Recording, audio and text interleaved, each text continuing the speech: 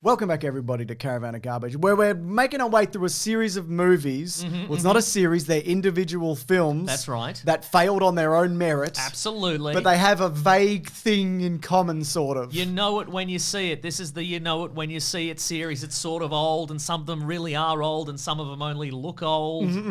Some of them, like, the concept is kind of old. Yep. You know what I mean? All of them, though, Yep. you have to leave a like on. That is true. That is the law. That is the law. Yeah. My goodness, Mason. And I guess the law that links this movie to Dick Tracy is you also thought it was old.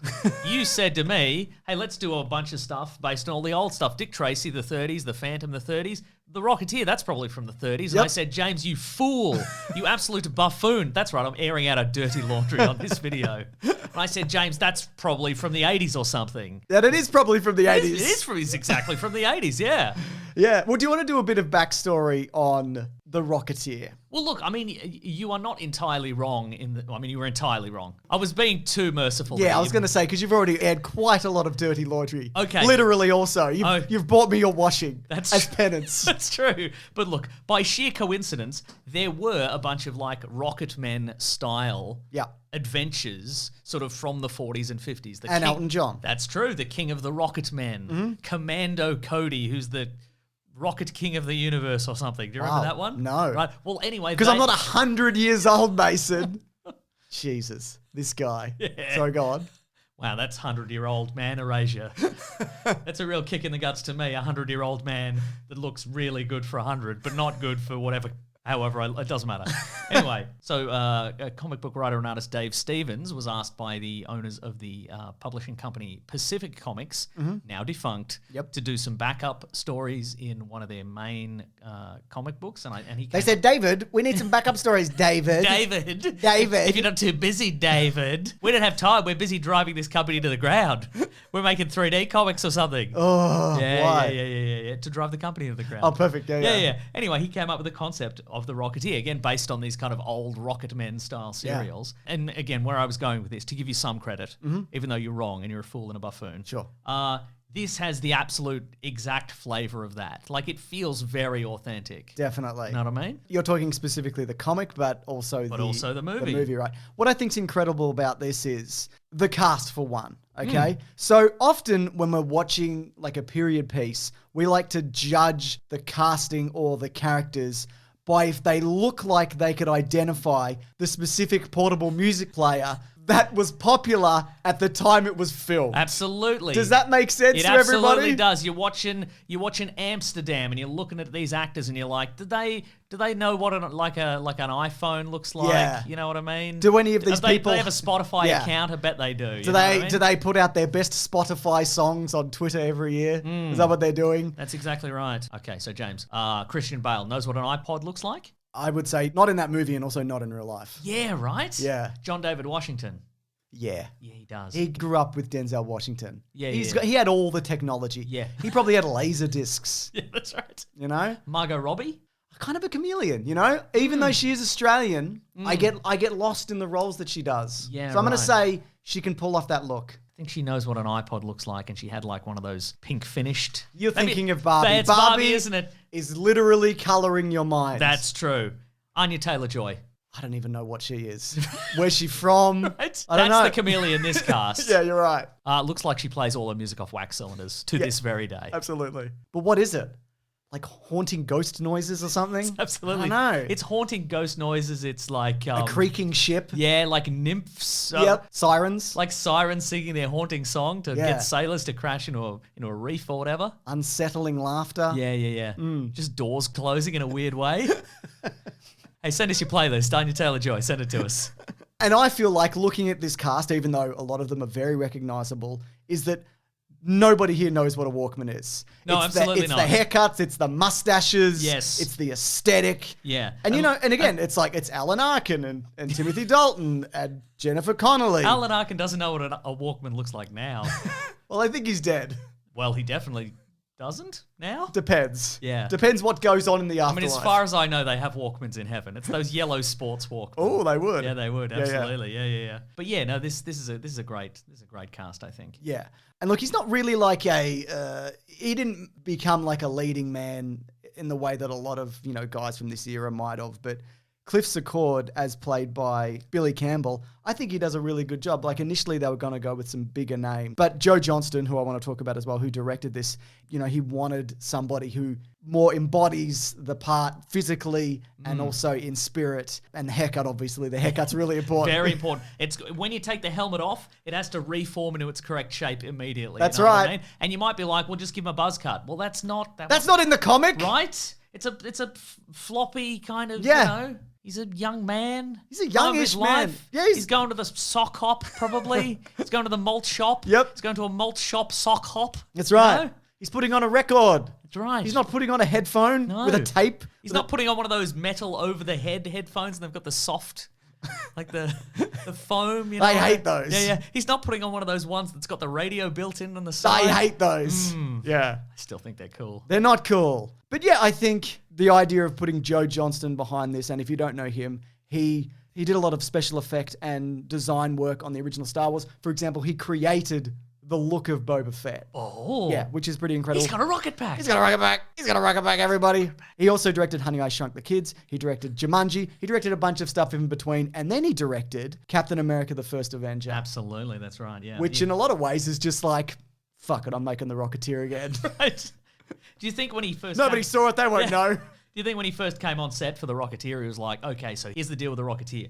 We've done a sort of slight tweak of the costume and the rocket pack. Looks incredible. Now we're going to give him 5 minutes of screen time, and then he's going to fly directly into a jet turbine and die. Like Boba Fett did. Like Boba Fett did, yeah. But just, I feel like the look of this movie and the casting is just perfect all around. Timothy Dalton as this kind of evil Errol Flynn. Errol Flynn. Yeah, Errol there Flynn. we go. Sorry, I jumped on that. But I just want to say this, Yes. minus being a Nazi, even though Errol Flynn did have a real life mate who turns out was a Nazi, but he might not have known because he was a spy. Okay, sure. But just, terrible person. Don't get me wrong. He just might not have been a Nazi. Terrible Openly. Yeah, terrible person, but apparently not terrible enough that we won't still claim him as an Australian. Yeah. Well, he was in that Robin Hood movie, you know? Oh, great point. We'll take it. But yeah, he's just got this perfect level of charisma, but also slime to him, Timothy Dalton, and the most sinister hairline you'll see in a movie. absolutely, and just pulls off that tweedly little thin mustache like no one else can. There's a moment where he's in front of the mirror and he's wearing like the Robin Hood-esque wig. Because there's also a moment in this where it looks like he's just making the movie Robin Hood, like the one from the 30s. And he whips off the Robin Hood wig and then he's just got the hairline and the face. And it's just like, damn, this guy's killing it. I can see why he's James Bond sort of, I think. But a more sinister James Bond, you know? Like James Bond if he was a sharpened pencil, but he was sharpened too much, you know? That's what he's like. Yeah. But, other people turn up like Paul Savino. Yes. Who, of course, was also in Dick Tracy. That's right. And also there's a guy with a really big face. Oh my God! Look, I don't have the actor's name here. I'll bring it If up. you can look it up. But my goodness, just a classic goon. Yep. Just a classic monstrous goon that you'll punch in the chest and he just won't feel it. You wouldn't see a big goon bend a guy in half to death in a kids movie these days. Absolutely you know what I mean? not, yeah. He does it like twice in this movie. Absolutely does. Incredible. His name is Tiny Ron Taylor. Wow. His parents probably named him when he was a baby, when he was quite tiny. So. Maybe he was tiny and it's all camera trickery, you know? Maybe. And that's movies. You're not wrong. That is movies. You just can't tell. It's movies are just basically just lying. I hope people know that. It's just lies. Oh, that says that he's just a bunch of cats taped together. But I think also like some of the design elements of this, like the jetpack itself, what a beautiful piece of machinery. Yeah, it has. It had a pretty comprehensive redesign from the one in the comic books, where it's more like just a big bullet, like a big squat bullet with a couple of kind of UFO style rings around it. But I think this design works way better. Completely agree. Is that because I saw the movie before I read the comic books? Who knows? Maybe there are purists out there who are like, no, bring back I've made an edit where I've put in the original rocket pack in the movie. And by that I mean I've cut it out of the comic book and I've stuck it on my TV and I'm moving around. Oh, so it's not like deep fake, but for rocket packs. No. And obviously the specific mechanics of it, they don't work. Like even if it is designed like they say it is, where it does not overheat so it will not explode, like it would just burn your bum right up, really. Yeah. If I had one criticism, it doesn't have a butt covering plate. Yeah. Or some sort of, like they mentioned it's sort of, you mentioned it's sort of a double walled system to prevent it from heating up too much. Some sort of double walled, double buttock cover. Yeah. Like some sort of steel buttock cup that you put on your buttocks? I mean, that wouldn't look cool. You'd have to build it under the pants, or make it true. part of the equipment. Because the thing about this thing, though, is it's so dangerous. Like, even within this movie and the world, it's like the worst thing you could fly. Like, you couldn't pick a worse thing to just get around on. That's true. Even if you know what you're doing. It's true. I mean, it looks spectacular. Yeah. I think all the flying in this is, for the most part, there's some, you can see some compositing, going on, but I think they match the speed of the footage they shot with, the Rocketeer himself really well. Yeah. I think that works for the most part. Also in this movie, like great production design, great costumes, just some beautiful death traps of planes out there. my You know, God. the what's it called? The GB? The first one. The he flies, first one, yeah. the yellow one. It looks Oh like my a God. shoe, Mason. Right? It looks more like a boat than a plane. What were they thinking with that? No. And the moment where he crash lands it, and they smash the landing gear off. Yeah. Now, presumably that's all wired, like it's not a real plane stunt. I don't know. Looked like one. Yeah, but just really impressive stuff. I agree. Yeah. I also like in this how the Nazis, who they're after, Wait, stop there. okay, You like how the Nazis... how they made a little cartoon. Oh, that's undeniably pretty good. They're like, look, we're going to do some world domination, but we need to sell this. In We need- secret. We need to sell this to the younger demographic, But as a piece of like propaganda, and maybe they sent it over to Timothy Dalton to be like, this will convince him. He's a man of acting. He can appreciate animation, no doubt. He's probably friends with Walt Disney, who maybe was also a Nazi sympathizer, maybe Mason. Whoa, I hope I'm not saying anything too controversial that I'll get cancelled. I think you're not saying anything controversial enough. Okay. So Well, ramp it up. Ramp it Or up? just cut out the bit where you said I thought the Nazis were cool or whatever that was. Oh, now I've said it. Oh no! Nobody make a fan cam out of that.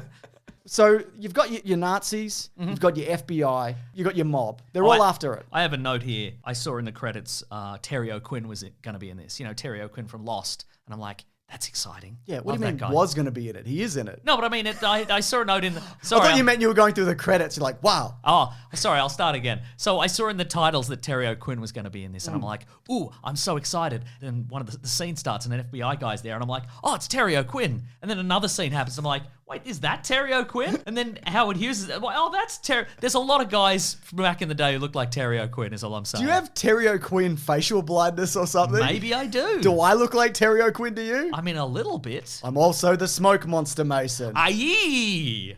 Very good. Do you remember that from the TV show Lost? Not really. Where Terry O'Quinn turned into the smoke monster, or the smoke Did he? monster took his form or something. Did he? And then he had a big punch up with Jack in the last episode. Did he? Yeah, they had a big punch up. Whoa. Yeah, it was crazy. Who won the punch up? Who won the punch up? Yeah. I think the island probably. Huh. And I think it wasn't really about the punch up. It was more about like, the Feelings? vibes and the feelings. Yeah, I figured. And do you hold hands at the end? Do you go to heaven? Yes. Spoilers for Lost. Wow. But just seeing the Italian mob at the end, just Tommy gunning Nazis, nothing wrong with that, Mason. That's hell yeah. I mean, I guess there's something wrong with it in the sense that, the Italians initially in the war, they did, Mussolini did side with Hitler. But apparently the American mob, they were like, no, thank you. Yeah. We don't like that. That's right. We're in America. We're in the US of A. That's right. We're good, honest American taxpayers now. That's right, yeah. But it does, I think the moment where it feels most Captain America is the finale where there's a big punch up on an airship. Oh my goodness, yes please. Here's a fun fact about that. And I just want to be clear, we're not in trivia yet. This is different. This is just a thing that I'm saying. When model maker John Goodsman was building the model Zeppelin that was going to be blown up on camera, he repeatedly told the producers that they should build two. One for them and one for him he could take home. I'm going to keep it new in box and it's going to retain its value. Sell it on eBay later. That was in case something went wrong with the first take. Now, the studio refused, saying they didn't have the money in the budget for a second model. But as he predicted, the first take didn't work, so the production had to pay for a second one anyway. Embarrassing. And then you got to wait. Everybody's got to wait around on set. That's right. No places to be. Exactly. You're going to be at that weird dog-shaped malt shop sock hop. Yeah, I remember that one. Oh, man, I can't believe Timothy Dalton crashed into the Hollywood sign, though. That seems like something he would have wanted, maybe. Oh, that character, like that's how he would want to go. Yeah. No, I think he probably wanted to go with like surrounded by his Nazi peers as the king of the Nazis. I think they're that's like probably hoisting him up on a chair. Yeah, I don't think he probably would want to have died, exploding with a faulty rocket pack on his back and then he crashes in the Hollywood sign. I don't think that. Okay. Yeah. I mean, we'll never know. Yeah. If you ever interview Timothy Dalton, if you could just ask, what was your character thinking as he was crashing into the Hollywood land sign? Was it huzzah? Or the German equivalent of huzzah? Yeah, which is probably the salute. Final note that I've got before we will do some trivia is that, oh my God, that's Jan from The Office. She's singing in the lounge. Is it? That's Jan from The Office. Yeah. She's got a name. Here it is. It's on the screen. Still says Jan from The Office. She was in Soul Man. I don't know if you recall. Oh, the one where what's that guy's name again? C. Thomas Howell? Yeah. Yeah, that one. Yeah. You're seeing it now, this one. If you don't don't put it in. No, it's this one. Oh. People need to know. This is history. Not good, but it happened. Doesn't even look black. He looks great. He's great. What happened there? I don't know. Who thought that was a good idea? I don't know. Maybe it looked black on set. Maybe it did. Yeah. Anyways, it's time for the trivia tier. Ooh. This is the trivia section of the show, as threatened. So here are some names that were considered for the lead role. Kevin Costner, Matthew Modine, Emilio Estevez, Bill Paxton, Dennis Quaid, Kurt Russell, Michael Keaton, Alec Baldwin.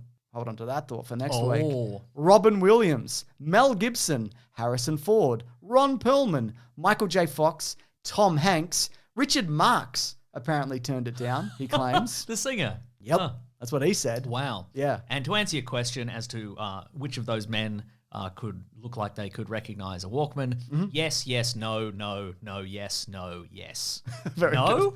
Yeah. So apparently Johnny Depp, though, was Disney's favorite choice. Which sucks for him, I guess, that he didn't get this. But he did go on, as we know, to play a very big and famous Disney role, the Lone Ranger.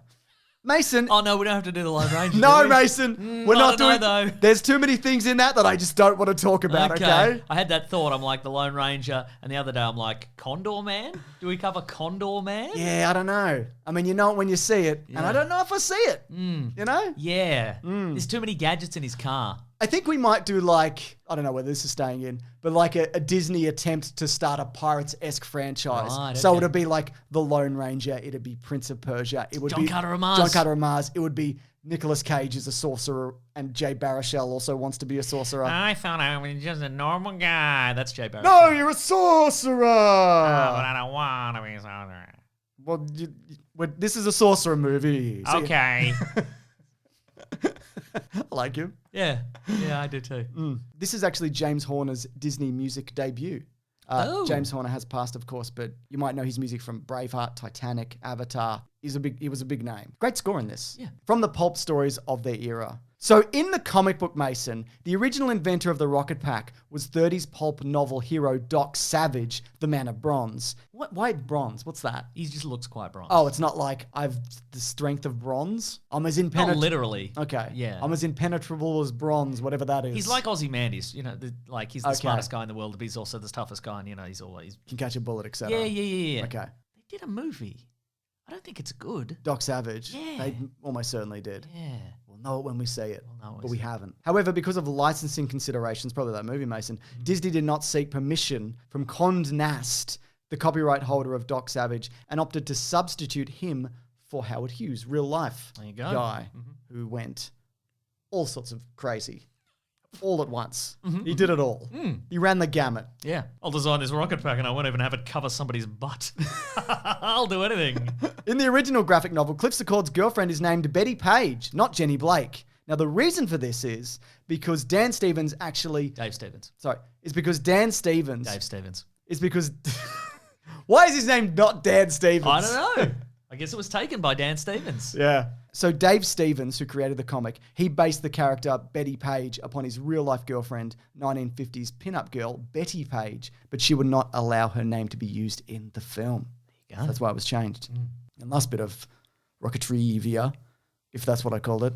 In the South Sea Club, Neville Sinclair, a Nazi, greets Clark Gable. I don't know if you remember. I do. Yeah. Now, Clark Gable, it makes sense that he would be there because, he is from this era. But a little known fact about Clark Gable was that Adolf Hitler was like his biggest fan. Oh, no. Right. And so during World War II, Hitler actually offered a sizable reward to anybody who could capture Clark Gable, presumably to get him to perform like Tropic Thunder style.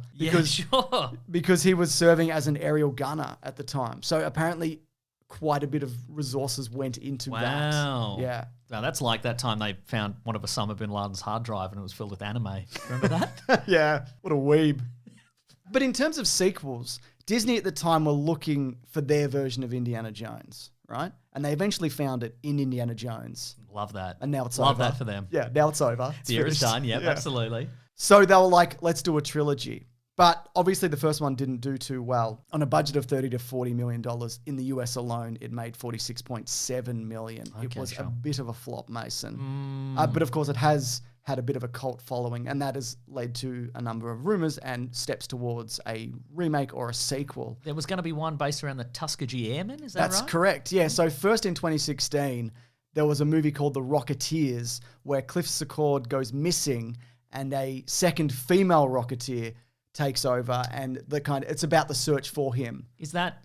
The Force Awakens, yes. Yes, I was going to say. Was the costume going to be exactly the same, except the helmet had a little pink bow on the top to indicate that it was Absolutely a girl? it was, yes. Ms. Rocketeer? Yeah. I know people would say The Rocketeer goes woke. What are they doing to The Rocketeer? Oh, a yeah. movie that famously bombed and nobody has saw. Yeah, right. They're ruining the legacy of The Rocketeer. Anyway, that one didn't happen. In August of 2021, though, the title The Return of the Rocketeer was announced. This is when Disney Plus were just like, everybody gets everything, all right? We're doing a Willow series. Yeah, right. We're doing a Spiderwick Chronicles series. We're just rocketing into the stratosphere. We will never come down ever. That's right. So the plot would have focused on a former Tuskegee Airman who inherits the Rocket Pack uniform, which would potentially star David Oyelowo. Now, J.D. Dillard, who made the movie Devotion, was slated to direct, but he decided to take a breather from that kind of period in aviation because, he spent a lot of time doing that movie that nobody saw. Also, James, did you know that on Disney Plus there is 22 episodes of what looks to be a 3D animated series From 2019, sort of yep. Paw Patrol Yep. style, just called The Rocketeer. Yep. And it's a girl Rocketeer. Yep. There you So go. this series was for kids, obviously. Yes. Billy Campbell actually returns to voice Cliff Secord. Oh, And it's his son Kit who takes on the mantle I see. of Little Rocketeer. There you go. But he's also just called the Rocketeer. Where's his wife? What happened to her? She in? She died. Oh man. She crashed into the Hollywood side. No. Yeah. Do you like the Nazi guy? Oh no. That was the twist, yeah. Wow. Yeah. There's a prequel comic. Wow. Yeah. My goodness. Is it called the Cock Blocketeer? Is that what it is? That's what it's called. I need to let you know, James, that was the first note I wrote for this movie, having not rewatched the movie yet, and I just needed to find a way to shoehorn it in there. It's the perfect time. Yeah. I was thinking there's a scene where there's a scene in the They're in the restaurant. They're in the restaurant, and then one of the guys is like, "Oh, Cliff, you crashed your plane, blah blah blah," and then Jenny gets real mad at him, and I'm like, "Oh, that guy's the Cock Blocketeer." Yeah. That would be it. I was talking about a different scene in the restaurant where he's coming over and he's the waiter and he's like, I'm spilling stuff. Oh, perfect. Then I'm the Cock Blocketeer. Then he would also be the Cock Blocketeer. I love this for Yes! us. Yes, we both did one, and that's important. And some would say neither of them really worked, so cut them out, but we're going to leave both in. There'll be a poll below. Yeah. You can choose. I'm happy with both of them. Yeah, same. It's win-win for me. Yeah. Anyways, come back next week because we're going to be talking about Alec Baldwin's The Shadow. You know it when you see it, And I haven't seen that in, I don't know. And if Alec Baldwin sees his shadow, that means another 6 weeks of winter. Oh my God. Yeah. Yeah. That's I great. haven't seen that in a very long time. Yeah. I remember being quite entertained by it. You might just be remembering the knife. The cranky little knife. Cranky little knife. It's like, I'm going to get you. I also read the novelization. Oh, wow. Which is filled with all the extended The Shadow lore that they chopped out in like the movie and whatever because it's too annoying and complicated. I bet that is annoying and complicated to Yeah. read. Yeah. But if you do want to see that early, you can. That's right. It's optional, but if you head to bigsandwich.co, these videos always go up there early. But it's not the only thing there. We do movie commentaries. Famously, recently we did The Flash. We talked over The Flash. My God. Talk about movies, Oh, Talk about movies. Oh, yeah. We do bonus podcasts. We do movie commentaries. Our podcast, The Weekly Planet, where we talk movies and comics and TV shows, that comes out there a day early on Sunday as opposed to Monday if you do want to check it out. That's right. But you know, if you don't have to do any of that, just thank you for watching this. Final thoughts? You love it? You hate it? I liked it. I thought liked it too. It's a throwback because it was made in like the 90s. Yeah. But it's also a throwback from the era. It's a double throwback. It's a double throwback, and some of it was a little clunky. You're right. Some of the effects don't really hold up anymore. But I think overall, characters were good. You know, it's brisk. Brisk action was solid. It is very brisk. It's that just wonderful time where you could just punch a Fed and he would punch you back, and it's no big deal. You know? That's right. Just a great era. I wish I could go back to it. You know. Wonderful. That's it. All right. Thanks everybody for watching. Oh, also, it was better than Dick Tracy because stuff actually happened. Oh my God, 100% it was better than Dick Tracy. Yeah. Not a joke, just facts. Yeah, that's true. I was going to say I don't like it, but it's true, and I do like it actually. Anyways, thanks to Ben and Lawrence for the edit. We'll see you on the next one. Grab that jammy, guys. We'll see you real soon.